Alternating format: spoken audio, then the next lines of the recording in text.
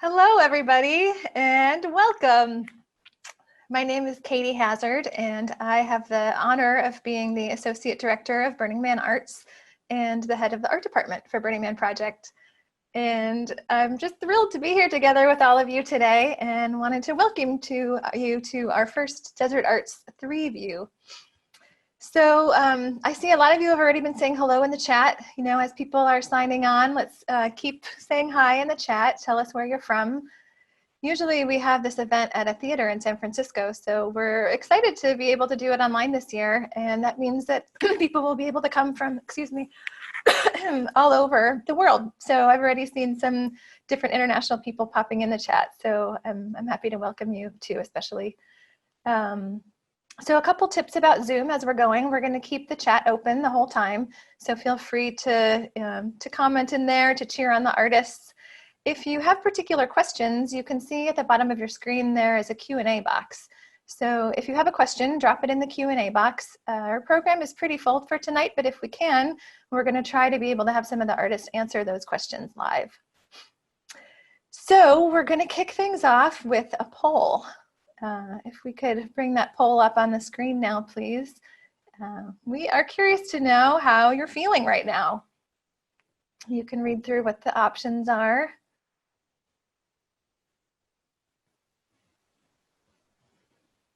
I know what I would vote for, but I'm curious to see what all you guys are going to say.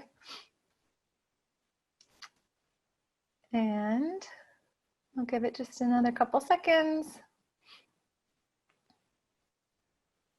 And then we'll close that poll out and let's see what people had to say. Looks like we have 8% feeling nostalgic, 17% feeling very present, which is a nice place to be, 51% looking forward to a better future, I agree, and overwhelmingly we have 57% feeling multiversal, multi-universal, and you want it all. Well, the good news is you're in luck because tonight we're going to have them all. So get yourself ready for some time travel. So as many of you know, this has always been Desert Arts Preview. This will be the 20th year that we've been doing that. But this year, with the changes going on, we have changed it to be Desert Arts 3 View. So what are the 3 that we're referring to? The 3 are the past, the present, and the future of Burning Man art. So today's program will be in 3 segments. The first one, the past, will be 3 different artists who have built some really ambitious projects out in Black Rock City and overcome some enormous adversity to be able to get them there. As you know, our culture celebrates failure, which is unusual in a lot of other parts of the world, that we really see it as an opportunity to learn and grow and evolve. So I'm excited to hear from those 3 artists. The second view is the present moment. So we'll talk with 5 different Burning Man artists who are creating artwork specifically in response to the current world situation. And, you know, things are rough right now. Let's be honest, like around the world, the, protests in the US, like it's a hard time. And so I'm really grateful that we'll have the opportunity to talk with these 5 artists who can share some of their creativity and inspiration for making the world a better place. And part 3 is looking towards the future. So while we unfortunately aren't able to come together in Black Rock City in person this year, we still have a lot of artists who are not letting that stop them from wanting to create work anyway. So we'll have 7 artists in that part of the program share with us some inside views of what they're doing to create work for Black Rock City now anyway. So I want to also remind you all that ours is a culture of participation. You know, we have no spectators. So as you're listening to all these folks speaking, think about, many of them will have a call to action or a way that you can get involved, or you can create your own project, either something in the world right now or something for the next Black Rock City. So think about how you can be engaged. And without further ado, I'm going to pull out my multi-spectral glasses and get ready for one view.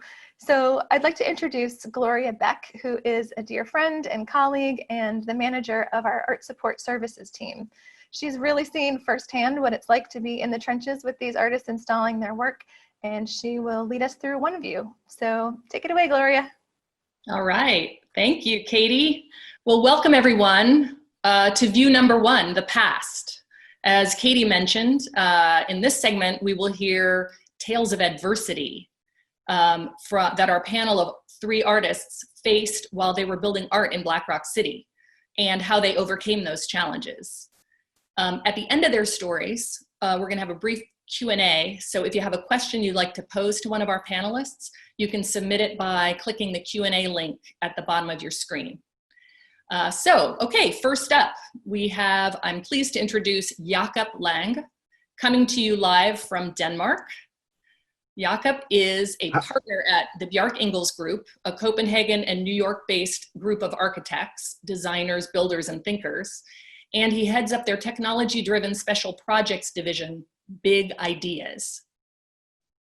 Jakob. Hi there. I hope you can see me. Yes, thanks for joining us today. Fantastic. So I'm calling, it's 10 p.m. Tonight, but I really was excited about being part of this. Well, thank you so much for joining us. It looks like it's still light out, which is surprising to me, but it's the Scandinavian summers. so Jakob, in 2018, which was just 1 year after your Virgin burn, right? Yeah, correct. And your crew decided to bring a 100-foot tall inflatable reflective sphere called the Orb to the Black Rock City. How did that go? Yes. We made it happen, and of course during the planning we had ideas about what this would feel like on the playa, and of course everything changes once you're there. We meant the orb to be extremely reflective and be almost like a mirror ball that would reflect the entire Black Rock City, but in the end it maybe more became this sort of a strange planet that would absorb the light from the playa and everything happening below the orb, and sort of change the color, so you could definitely see movement and things happening around. You have some slides that you wanted to share with us? Yes, I think we have a slideshow that someone will start for me. Yep, here it goes. There we go. So basically, the orb is essentially a sphere, which is almost 85 feet in diameter, which is 1 to 500,000 of planet Earth. It's on a sort of inclined stick, planet Earth. So in theory, it's a stick that goes all the way to the North Pole. Then we have an inflatable balloon around it. The steel was produced in southern part of Denmark, and the fabric, the orb itself, was made outside Barcelona, where we tested it, of course, before going to Black Rock City. Once there, everything, of course, was not exactly how we thought it was going to be. We arrived 10 days before. Here you see sort of the 100 feet long steel mast. And in the ground here, in the foreground, we have 20 earth anchors. They are 6 feet tall and goes into the ground. I think my slideshow stopped. Here we go. They're 6 feet tall, and they help the entire installation so that it does not slide when the wind blows. Further, we have 20 tons of steel that makes out the entire base. And this base is assembled by around 3,000 bolts. What I think is incredible is that the team that we were to sort of design and to build it was essentially a lot of sort of unskilled craftsmen. We are sort of primarily artists, designers, architects, and engineers, but we were sent out in the desert with the heavy tools and equipment to assemble this structure. So again, I think we have a little pause. Sorry about that. Yeah, it's moving a little, the slideshow is moving a little slowly. There we go. Yeah. Here we see the base being assembled. Altogether, the 20-ton and the team sort of struggling from 6 morning until midnight every day for 10 days in advance. And up until now, everything worked out great. We, of course, experienced the extreme thunderstorms in the middle of the evenings, as all of you have, of course, tried. But I think in this environment, when you are trying to erect a 100 feet tall sculpture, it takes a toll on you. On top of the 20 tons of steel that we have in the base, we also had 20 tons of concrete blocks, basically that are making sure that this base does not slide on the ground when the wind hits the sculpture. And after assembling all of that, we had, of course, to erect the 100 feet tall steel mast that has an inclination of 18 degrees, just like planet Earth. Here you see it in the dust. We installed 2 large fans in and together with all the fabric that was going around this. This is a part of the top ring. And of course, this fabric itself weighed 2 tons. So we needed our entire camp to put it all together. Here they are sort of, we have been strapping the fabric around the 2 fans. One was enough for blowing it up, but we had a spare fan sitting there just in case of a failure. And of course, zipping it all up, it was made with the gigantic zippers that had to be zipped up from the inside. This is just before it all went down. Remember, that was a windy day. That was a very windy day, exactly. So here's the entire crew starting to assemble this fabric in the right location.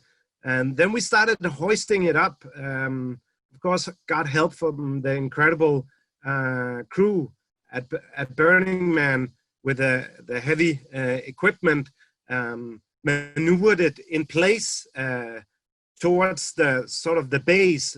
You see the bottom here where you didn't have any fabric. That's basically the part that's going to be towards the ground. And we were sort of strapping in the fabric, leaning the entire structure down towards the base. And of course, we're dealing with 22 tons of steel, the entire structure.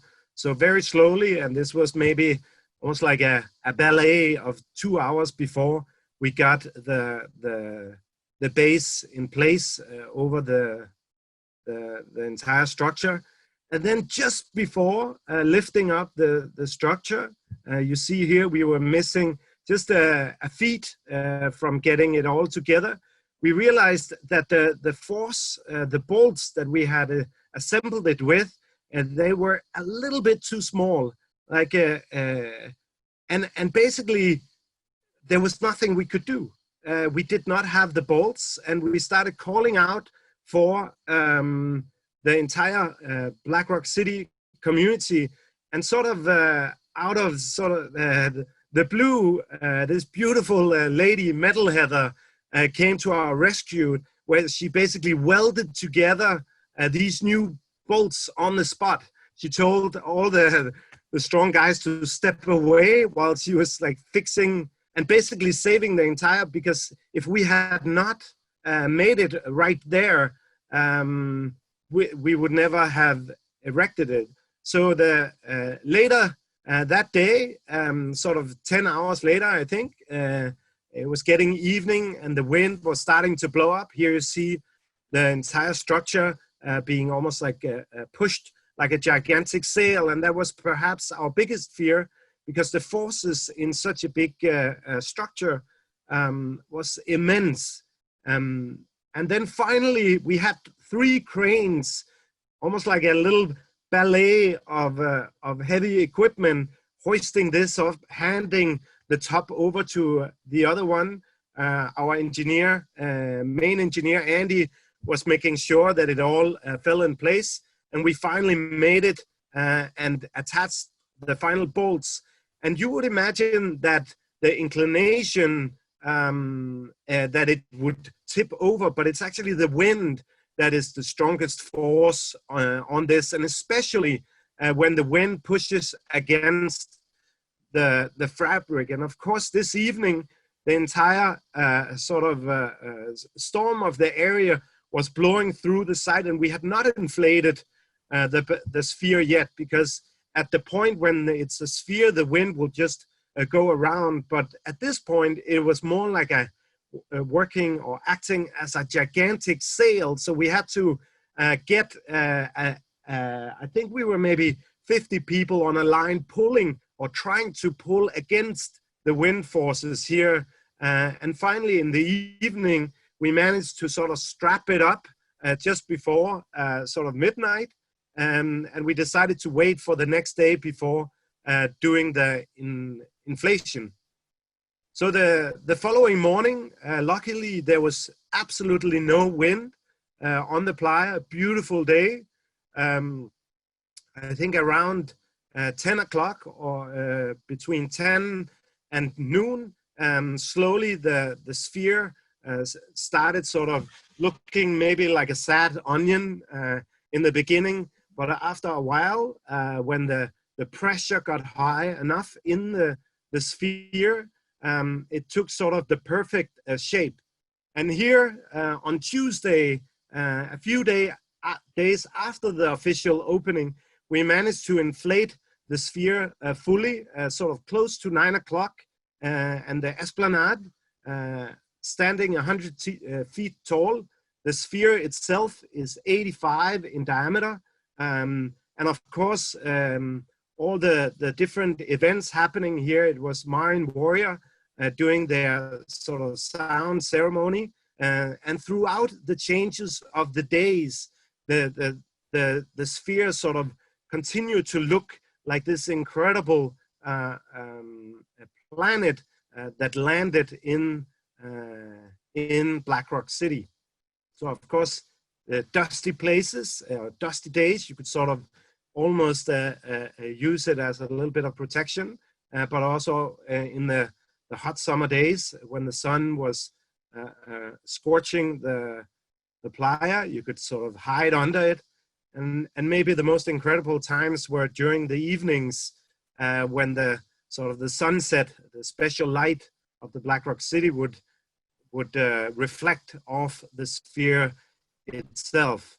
And throughout the night, it was used for different events, from everything from the bigger raves to hear perhaps my favorite moment under the org, when the art house ballet and the orchestra would create a performance.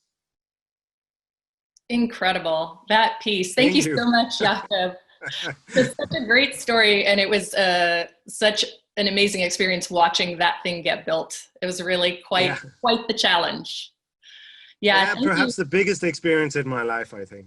Oh, fantastic. I'm so glad you were able to join us out there. Yes. And what a beautiful piece. It was enjoyed by so many people. Thank you so much, Jakob. Thank you. All right. Well, let's now bring on our second panelist, Jenn Lewin. She's an internationally renowned new media and interactive sculptor based in New York. She specializes in large-scale interactive public sculpture that encourages community interaction and play. Her first trip to Black Rock City was in 1997, and she's been bringing her art to the playa since 2005. Jenn, welcome. Welcome. Can you guys see me? Yeah, great to have you with us. Yeah. So what you see up on the screen is a picture of the pool, and this is a pool many years later. But I'm going to tell a little bit of the story about creating the pool. So going back much farther, when I was 19 years old, I was camping in a location in Western Australia, and it was an area where the tide came in over 14 miles, and the tide had come in and gone out and left tidal pools for as far as you could see.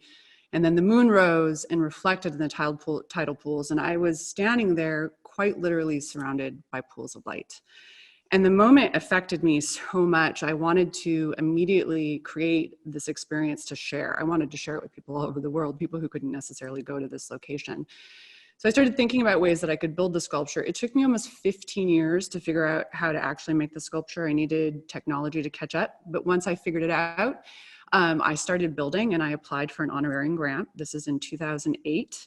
And I worked around the clock to make this piece. It was all made in-house. At that time, I called it the pool. It was a pool of light. And it was basically a 5,000 square foot, fully interactive environment. I showed it in Boulder, Colorado. And we had this kind of grassroots community exhibition that was a huge hit. I was so excited by the experience. And then I headed out to the playa with my really great kind of motley crew team. We got there, and again, 2008 was one of those very intense dust years. I've been to the playa over 20 times. I've actually lost count. So I kind of have a sense of what a dust year is like. And we had just really bad dust storms. We installed the sculpture, but on one of the really bad dust storms where we actually couldn't even go out into the playa after we had installed it, something happened. And I believe strongly it was an accident. What we know is that the sculpture had impact. There were actually vehicle tire marks throughout internal parts of the work. And we know that almost all of the platforms had been sheared, like really aggressively sheared in a way that they'd been moved kind of forward and back in a force that I hadn't ever expected on the work. And what had happened was all of the electronics had basically been just destroyed completely. My team, we didn't want to give up. We worked around the clock for the rest of that burn. Lots of spit, lots of sweat, lots of hot glue, lots of electric tape to bring the sculpture back, but it never came back. I kept a positive mood. I went back, but I was devastated. I think I had had all this adrenaline to build the work. This was also in 2008. The economy started to collapse. And I just decided that I was going to give up. I shut my entire studio down. I let everyone go. I went back to doing other work, and I sort of really kind of cocooned in and stepped back. And I felt bad, and I felt sorry for myself, to be honest. And that went on for about 9 months. But there was also this seed that had been planted, this subtle seed. Can you guys still hear me? Yeah. Okay. Yes. Sorry, I had something came up on my screen. There was this very subtle seed that had been planted, and it wasn't actually the failure so much on Playa. It was that community moment when I had showed the work beforehand, and seeing kind of everyone come together and this like really connected experience that like hit my heart, and I just couldn't let go of it. And so eventually I started to sort of rethink about it. I started to rebuild on my own. I started building the electronics. I started looking at sensors that maybe could handle being sheared. I hired a young woman who was a full-time student, but she would help me in my garage. And very slowly, I actually rebuilt the sculpture. And I'm not going to lie, there were problems then too. We rebuilt the sculpture and I showed it, and then I didn't like those problems. So then I rebuilt it again. And then I rebuilt it again and again and again and again. And between 2008 and 2016, I fully rebuilt the sculpture, I think over 8 times, with all new technology built in-house. But what happened in that process was, as I was rebuilding, I learned a lot. And in my learning, I actually took my art career forward in a way that I would never have ever imagined. And you can see kind of the result of the sculpture as it ended up. Later, the pool actually worked. You can see it here with the Mayan warrior. This is several years ago. And then we started sort of doing these sort of community events, these really connected, participatory community art exhibitions that allowed me to really create this vision of bringing everyone together into this pool of light that I had experienced as like as a teen. And the sculpture then, of course, birthed new pieces. This is sort of it traveling around the world. We now sort of travel the sculpture as well as other versions of the sculpture that have like grown out of that entire experience of constantly rebuilding. And in fact, I had kind of the surreal experience of creating the child of the pool, which is called Cosmos. And this is actually just 3 months ago. My team and I installed this piece. This is the biggest piece we've ever made. Called Cosmos. We installed it in Tokyo, and we installed it a few days right before everything went into full closure. And in fact, we had to kind of like install it rapid force and then flee essentially out of Japan back to New York because we knew that we would be everything was going to shut down, and we were worried about being trapped. And now this giant sculpture, this $15,000, 15,000 foot sculpture is sitting in the heart of Tokyo unopened, which is a little bit emotionally confusing, but I think it's going to eventually open. And one of my visions was actually to bring that work to the playa this year. And I won't be able to do that, but I'm trying to figure out other ways that the sculpture can still have a life.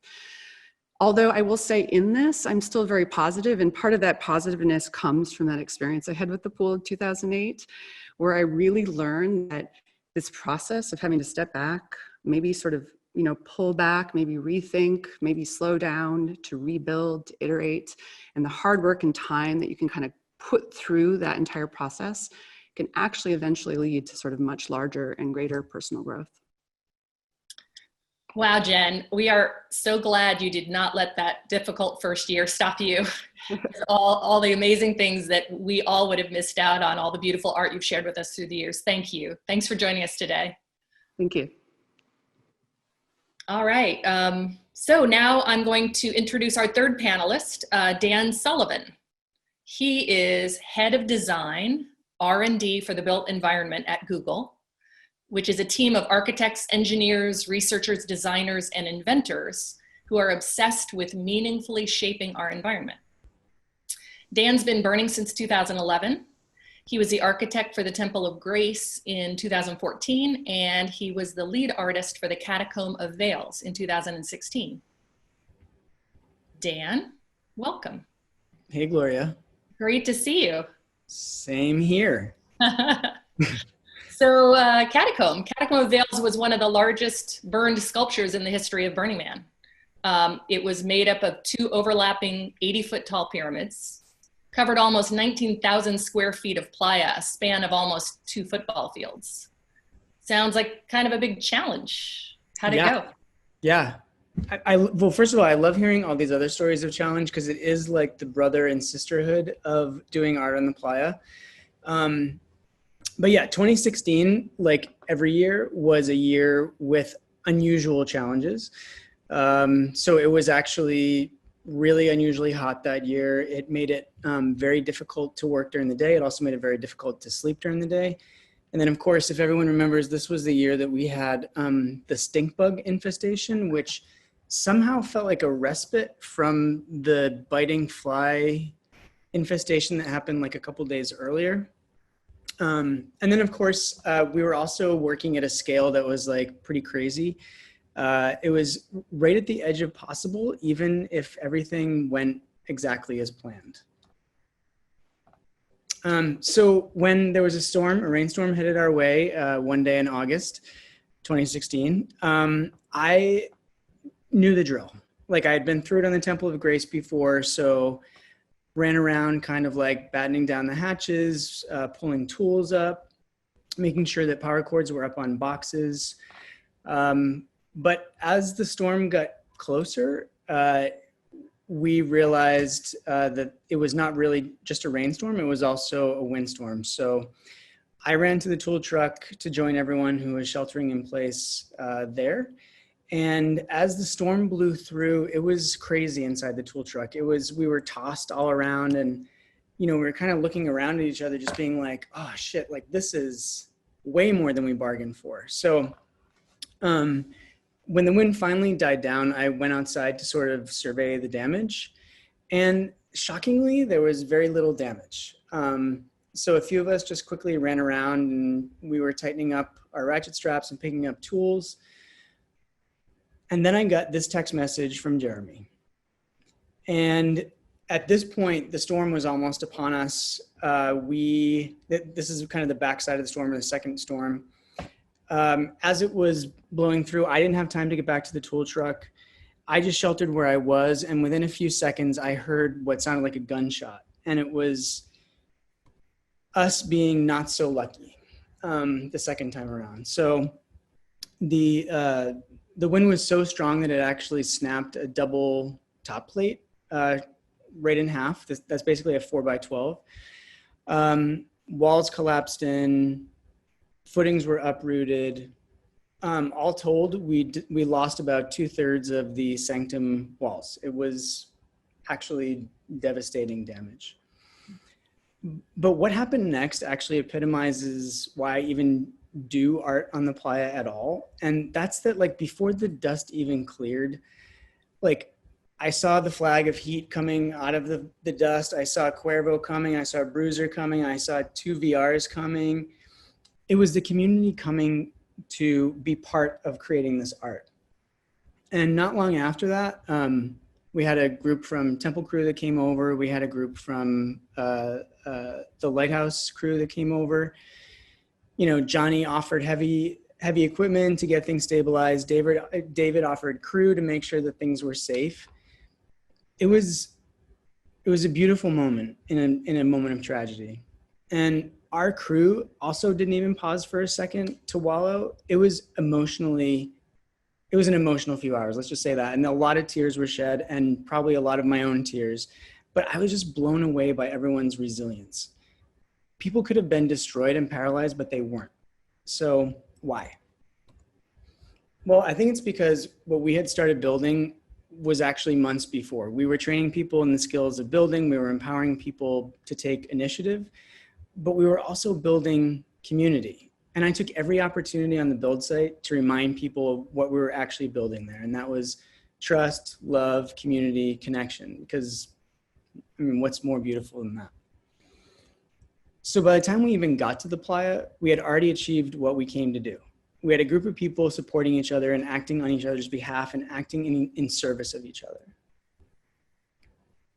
So did we finish? Nope, we did not finish.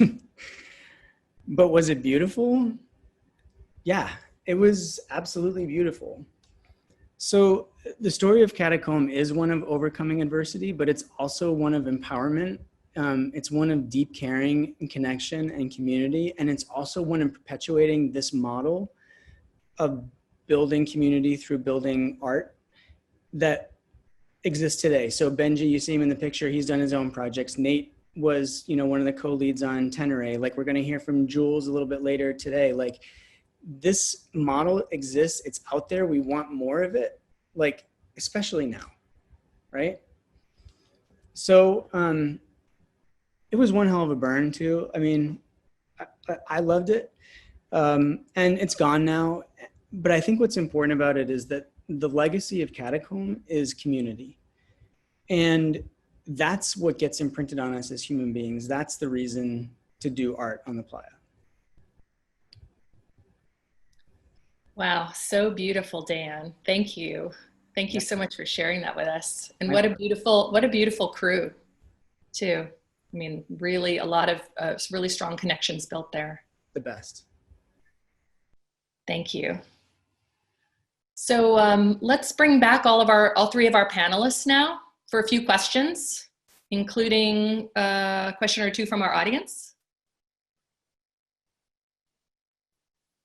All right. Great. So I'm going to start with Jenn. Can I ask you this question, direct this one to you?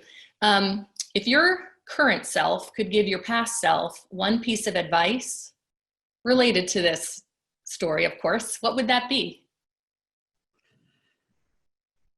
To trust my intuition, to not doubt my intuition, to see the kind of joy that's coming from the work and to keep going, as much as it felt a little bit overwhelming. And you know, I definitely wanted to give up on many instances, like to just trust that intuition that it was going to work, which required a little bit of blind faith, to be honest. And so I think my past self would just be like, you're right, keep going. Okay, thank you.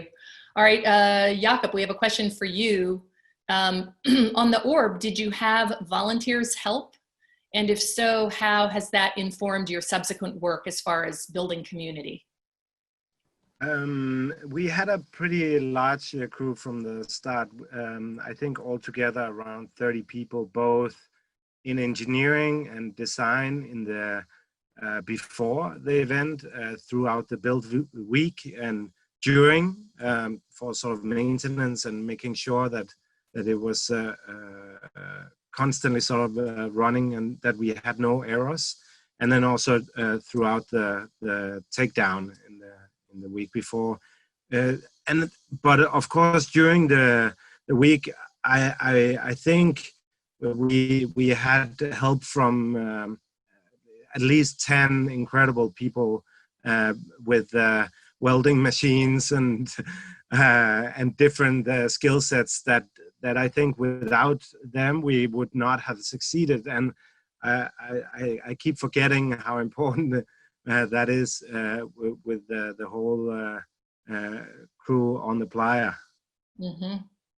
All right, well, thank you. Dan, I'm sorry to say you're going to get let off the hook this time because we're out of time for this segment. But I think the audience questions have been answered in the text for the most part. So hopefully you got your questions answered. So thank you all for joining us today very much and sharing your stories. It's been a real pleasure. Great. Thanks, Thank Gloria. you. Thank you. So, Thanks.